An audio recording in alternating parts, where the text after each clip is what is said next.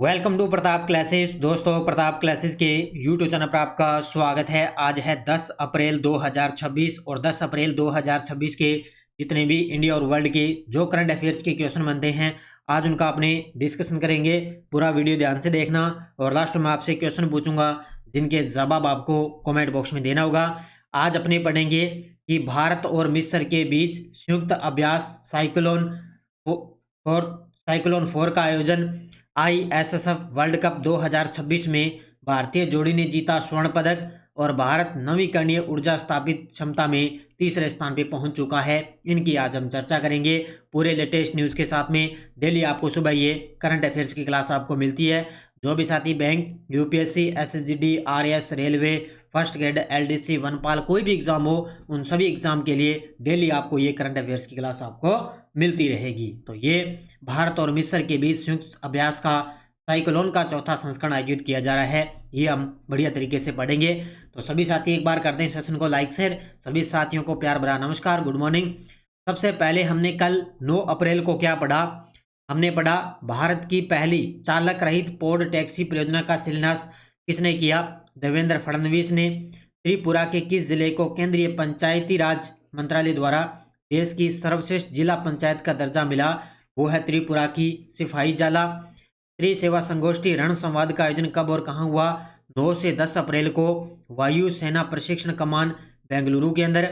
और centre for research on energy and clean air के अनुसार मार्च महीने के अंदर भारत का सबसे प्रदूषित शहर है गुरुग्राम, हरियाणा वाला। और लोकसभा अध्यक्ष ओम बिरला ने 9 अप्रैल को किस स्थान पे Commonwealth parliamentary association India zone 7 के पहले सम्मेलन का उद्घाटन किया? तो पणजी में। और रक्षा मंत्री राजनाथ सिंह ने 3 अप्रैल 2026 को आंध्र प्रदेश के विशाखापट्टनम में किस प्रयोगशाला में लार्ज कैविटेशनल टनल सुविधा की आधारशिला रखी? तो नौसेना विज्ञान और प्रौद्योगिकी प्रयोगशाला में। अप्रैल 2026 में आरबीआई ने मौद्रिक नीति में क्या निर्णय लिया? तो रेपो रेट को 5.25% पर बरकरार रखा। और प्रधानमंत्री मुद्रा योजना की शुरुआत कब और कहाँ कैसे हुई? तो 8 अप्रैल 2015 को मोदी जी द्वारा। और अभी हाल ही में इसके 11 वर्ष भी पूरे हो चुके हैं। ये थे कल के क्वेश्चनों का रिवाइज हमने कर लिया। इसका डेली टेस्ट आपको इस टेस्ट सीरीज में मिल ही जाता है। वीकली टेस्ट मिलता है, मंथली टेस्ट मिल गया और मार्च महीने की मंथली पीडीएफ आपको मिल चुकी है। तो इसमें आपको 31 दिसंबर 2026 तक डेली, वीकली, मंथली और मंथली पीडीएफ आपको अवेलेबल होती रहेगी। जरूर आप ये ज्वाइन करें प्रताप क्लासेस का एप्लीकेशन डाउनलोड करके। अब करते हैं स्टार्ट आज की क्लास। जितने भी साथी लाइव जुड़ चुके हैं एक बार करेंगे सेशन को लाइक और शेयर। पहला क्वेश्चन आपके सामने, भारत और मिस्र के बीच संयुक्त विशेष बल अभ्यास साइक्लोन का चौथा संस्करण कब कहां आयोजित किया जा रहा है? ये देखो आपके सामने तस्वीर में भारत और मिस्र के बीच में संयुक्त विशेष अभ्यास साइक्लोन का चौथा संस्करण आयोजित हो रहा है। कहाँ से?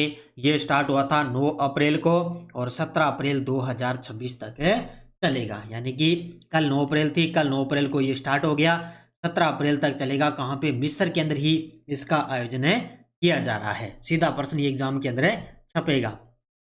देखो डिटेल, अभ्यास का नाम साइक्लोन 4 यानी कि चौथा संस्करण 9 से लेकर 17 अप्रैल 2026 कहाँ पे? असांस मिस्र के अंदर इसका आयोजन हो रहा है भारत और मिस्र के बीच।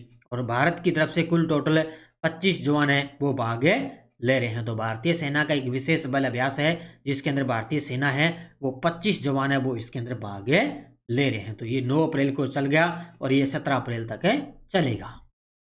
अगला देखो, आईएसएसएफ वर्ल्ड कप 2026 में 10 metre air pistol mixed team स्पर्धा में भारत के किस जोड़ी ने स्वर्ण पदक जीता है? ये देखो आपके सामने तस्वीर में दो ऐसे खिलाड़ी हैं जिन्होंने 10 metre air pistol mixed team स्पर्धा के अंदर भारत के लिए इन दोनों खिलाड़ियों ने स्वर्ण पदक जीता। इन दोनों का नाम है पलक गुलिया और मुकेश नेलावली। क्या नाम है? पलक गुलिया और मुकेश नेलावली। इन्होंने आईएसएसएफ वर्ल्ड कप 2026 के अंदर स्वर्ण पदक इन दोनों खिलाड़ियों ने जीता है। ठीक है, देखो प्रतियोगिता है आईएसएसएफ वर्ल्ड कप 2026 जिसका आयोजन हुआ था ग्रेनाडा, स्पेन के अंदर। तो 10 metre air pistol mixed team के अंदर पलक गुलिया व मुकेश नेलावली ने दोनों ने अंदर स्वर्ण पदक जीता है और इन्होंने विश्व रिकॉर्ड बनाया। 487.7 अंक के साथ इन्होंने स्वर्ण पदक जीता है। आयोजन याद रखना, ग्रेनाडा स्पेन के अंदर इसका आयोजन हुआ। इन्होंने फाइनल में भारतीय जोड़ी ने चीन की विश्व चैंपियन जोड़ी काई हु और कियान कुसु याहो को पछाड़कर पहला स्थान प्राप्त किया है। पिछला रिकॉर्ड था उज्बेकिस्तान के पास, जिसके अंक थे 481.3। तो अब हो गए भारतीय टीम के 487.7 और ये पिछला रिकॉर्ड था 481.3। लगभग आरपीएससी का फेवरेट पर्सन है भी, जो भी कोई खिलाड़ी स्वर्ण पदक जीत गया तो वो क्या है उस फाइनल के अंदर पूछ लेता है वो किस देश को हराकर जिसने स्वर्ण पदक जीता। तो याद रखना फाइनल के अंदर इन्होंने चीन की विश्व चैंपियन जोड़ी को हराकर इन्होंने स्वर्ण पदक जीता है। आरपीएससी का फेवरेट पर्सन है। अगर कोई भी खिलाड़ी अगर स्वर्ण पदक जीत लिया तो वो जीतने वाले के जो मतलब फाइनल में जो जिस देश का खिलाड़ी है ना उसका देश का नाम पूछ लेगा। तो याद रखना ये चीन के खिलाड़ी थे फाइनल के अंदर। ओके, अगला कोप 33 क्लाइमेट समिट 2028 की मेजबानी किस देश ने वापस ले ली। ये देखो ये भी गजब का प्रश्न है। तो कोप 33, अब देखो सबसे पहले मैं बता देता हूँ, कोप 30 का आयोजन हुआ था अब की बार ब्राजील के अंदर। कोप 31 का आयोजन होगा अभी तुर्की और ऑस्ट्रेलिया में। और कोप 32 का आयोजन होगा इथोपिया के अंदर। ठीक है, तो अभी जो कोप 33 है उस क्लाइमेट समिट 2028 की मेजबानी है वो किस देश ने वापस ले ली, वो ले ली अपने देश भारत ने। क्योंकि ये मेजबान लगभग प्रस्ताव था अभी 2028 के अंदर कोप 33 की जो मेजबानी है वो भारत मेजबानी करेगा, लेकिन अब भारत इसके लिए पूरी तरह से तैयार नहीं है, इसलिए भारत ने ये मेजबानी वापस ले ली। ठीक है, तो वैश्विक जलवायु मंच पर एक बड़ा बदलाव देखने को मिला है। भारत ने कोप 33 क्लाइमेट समिट 2028 की मेजबानी की योजना वापस ले ली है कि भारत ने कहा हम इसके लिए पूरी तरह से तैयार नहीं है। कोप 33 समिट वर्ष 2028 में आयोजित होने वाला था। ये फैसला ऐसे समय में लिया गया जब दुनिया जलवायु संकट से निपटने के लिए एकजुट हो रही है। तो ये भारत ने फैसला ले लिया भी हम इसके लिए पूरी तरह तैयार नहीं है, हम बाद में देखेंगे क्या करना है। ठीक है, और आने वाले कोप होस्ट देश देखो, अब देखो कोप 30 का आयोजन ब्राजील में हो गया, ये हमने पढ़ लिया। कोप 31, ये देखो अभी ताज़ा एसआई एग्जाम के अंदर आए ये प्रश्न, वैसे मैंने करवाया था आपको ये। कोप 31 तुर्की और ऑस्ट्रेलिया में। और कोप 32 का आयोजन होगा इथोपिया। और भारत के हटने के बाद साउथ कोरिया है वो कोप 33 की मेजबानी का प्रमुख दावेदार माने जा रहा है। यानी कि भारत जब 2028 के अंदर मेजबानी नहीं करेगा तो उसकी जगह साउथ कोरिया को उसकी मेजबानी मिल सकती है। अभी पूरा क्लियर नहीं है, लेकिन हो सकता है साउथ कोरिया को मेजबानी मिल सकती है। लेकिन ये पॉइंट तीनों हैं, ये अच्छे तरीके से याद रखना क्योंकि ये ताज़ा अभी कोप 31 का ऐसा एग्जाम में प्रश्न आ चुका है।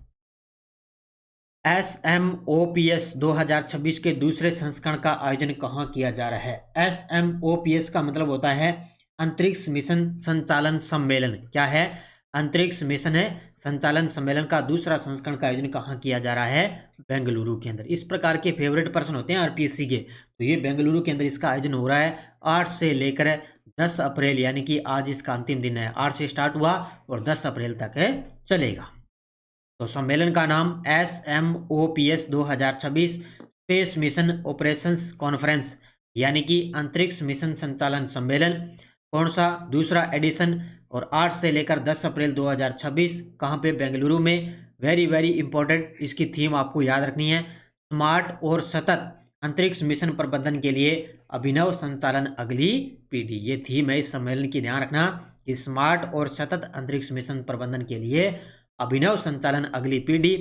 इसके अलावा इसमें कौन कौन सी संस्थाएं हैं, इसरो शामिल है, एस्ट्रोनॉटिकल सोसाइटी ऑफ इंडिया शामिल है और इंटरनेशनल अकेडमी ऑफ एस्ट्रोनॉटिक्स। ठीक है, ये 3 संस्थाएं इसके अंदर शामिल है। तो ये अंतरिक्ष मिशन संचालन सम्मेलन बेंगलुरु में। ठीक है, अगला अंतर्राष्ट्रीय नवीकरणीय ऊर्जा एजेंसी के अनुसार 31 मार्च 2026 तक भारत में कुल गैर जीवाश्म ईंधन स्रोतों में से स्थापित क्षमता कितनी हो चुकी। ये आरपीएससी फर्स्ट ग्रेड के अंदर स्पेशल एक टॉपिक दिया हुआ है नवीकरणीय ऊर्जा का, करंट में वहां से एक आधा प्रश्न आता ही है, चाहे राजस्थान है चाहे इंडिया से। ठीक है, तो 31 मार्च 2026 तक भारत में कुल गैर जीवाश्म ईंधन स्रोतों से स्थापित क्षमता कितनी होगी, ये हो चुकी है 283.46 गीगावाट। इतनी 283.46 गीगावाट हो चुकी है। अब अच्छे तरीके से डिटेल में सारी करवाऊंगा, अच्छे तरीके से याद कर लेना। देखो, भारत और विश्व में नवीकरणीय ऊर्जा 2026, भारत नवीकरणीय ऊर्जा स्थापित क्षमता में तीसरे स्थान पे पहुंच चुका है। पहला स्थान है चीन का 2258 गीगावाट, फिर अमेरिका की 468 गीगावाट और भारत आ गया तीसरा स्थान, ब्राजील को पछाड़ के तीसरे स्थान पे आ चुका है। कि कितनी हो गई 283, कितनी होगी 283.46 गीगावाट। और ये डेटा है अंतर्राष्ट्रीय नवीकरणीय ऊर्जा एजेंसी का डाटा है। तो इसमें भारत तीसरे स्थान पे आ गया। इसमें ये आंकड़े दिसंबर 2025 तक भारत में वृद्धि कुल टोटल 55.3 गीगावाट गैर जीवाश्म ऊर्जा क्षमता में वृद्धि हुई है और किसी भी वर्ष में ये सबसे बड़ी वृद्धि हो चुकी है। ठीक है। और कुल स्थापित क्षमता देखें 31 मार्च तक तो ये हो चुकी है 283.46 गीगावाट। और 2030 तक इन्होंने लक्ष्य रखा कि COP 26 में भारत ने 2030 तक 500 गीगावाट गैर जीवाश्म ऊर्जा स्थापित करने का लक्ष्य रखा है। ये लक्ष्य याद रखना 2030 तक 500 गीगावाट का। ठीक है। और भारत नवीकरणीय ऊर्जा स्थापित करने में तीसरे स्थान पे आ चुका है। केरल के वर्कला शहर को हाल ही में किस पहल में शामिल किया गया जो शून्य अपशिष्ट की दिशा में काम कर रही है? केरल के वर्कला शहर को हाल ही में किस पहल में शामिल किया गया जो शून्य अपशिष्ट की दिशा में काम कर रही है? वो है आपके सामने option number B 20 cities toward zero waste. क्या है? 20 सिटीज टूवर्ड जीरो वेस्ट, यानी कि शून्य अपशिष्ट। शून्य अपशिष्ट का मतलब कचरे से संबंधित, यानी कि शून्य अपशिष्ट की दिशा में काम करने वाले है कचरे से संबंधित। इस पहल में ये केरल का वर्कला शहर शामिल हुआ है। ठीक है। तो वर्कला केरल का शहर है जो 20 सिटीज टूवर्ड जीरो वेस्ट पहल में शामिल हो चुका है।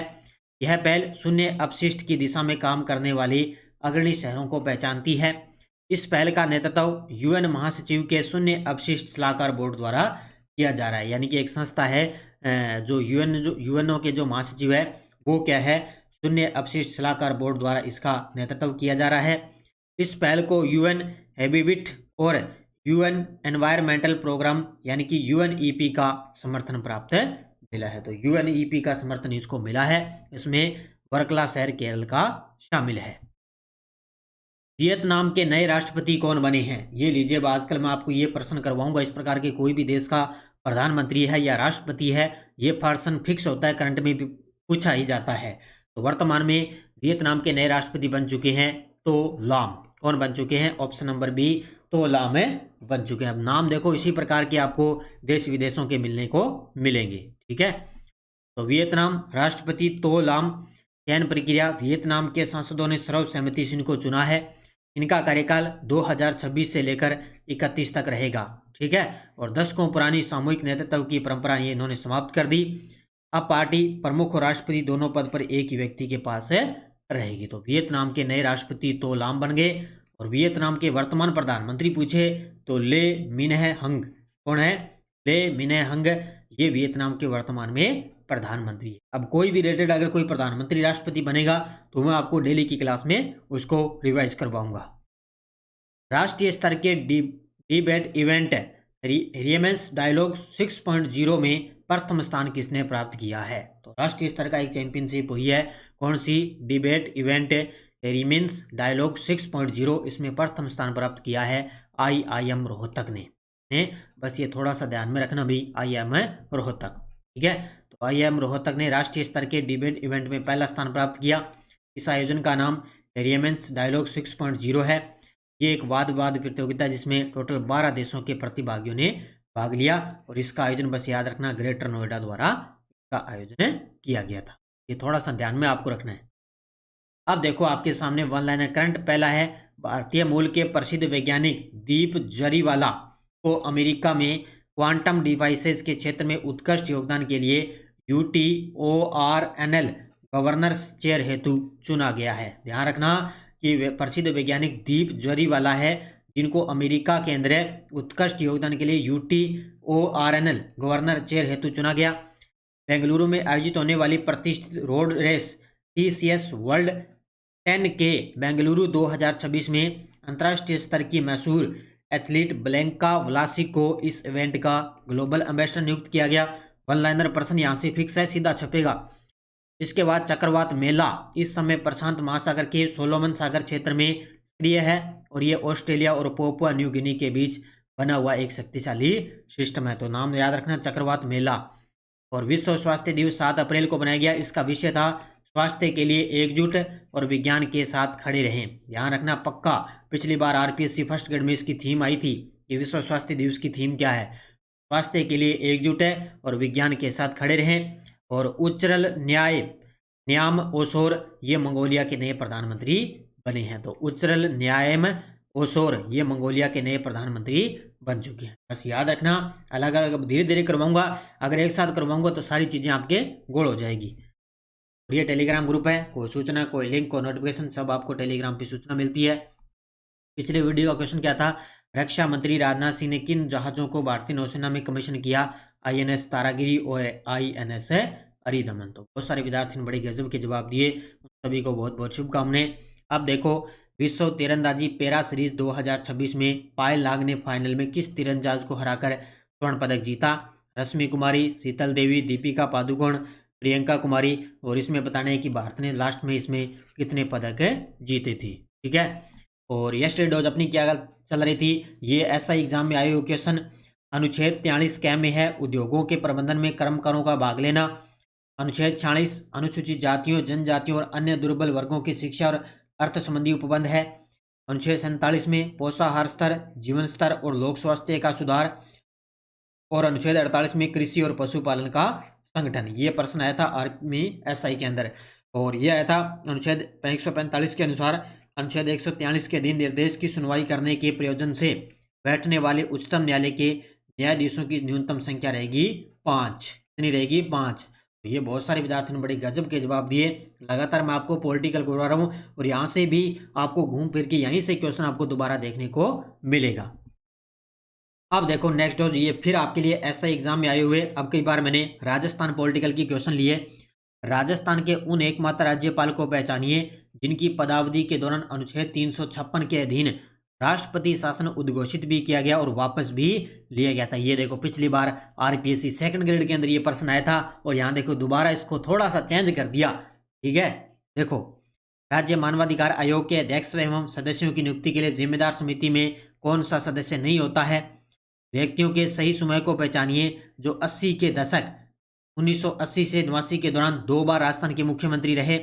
और राजस्थान राज्य महिला आयोग अधिनियम 1999 की धारा 12(3) के तहत राजस्थान राज्य महिला आयोग की सिफारिश के आधार पे राज्य सरकार को कितने समय के भीतर निर्णय करना होता है? अब ये पॉलिटिकल के क्वेश्चन है, यही अपने दोबारा क्वेश्चन आपको दोबारा देखने को मिलेंगे। अब इसको अच्छे तरीके से पढ़ लेना और चारों के जवाब आपको कमेंट में देना है। ये फर्स्ट ग्रेड की बुक बाजार के अंदर उपलब्ध है, RPSC नानक क्लासेस के नाम से। ये फर्स्ट ग्रेड की अपनी टेस्ट सीरीज चल रही है, second grade plus PTE third grade की है, LDC है, CAT है, इन सब की टेस्ट सीरीज आपको प्रताप क्लासेज एप्लीकेशन में मिल जाएगी। सभी 50 रुपये के अंदर आपको उपलब्ध रहेगी और एग्जाम तक वैलिडिटी रहेगी। तो जरूर आप इनको ज्वाइन करें अच्छे तरीके से। तो सभी साथी करेंगे वीडियो को जाते जाते लाइक शेयर। ये थी आज की अपनी करंट अफेयर्स की क्लास। धन्यवाद। जय हिंद, जय भारत, जय राजस्थान।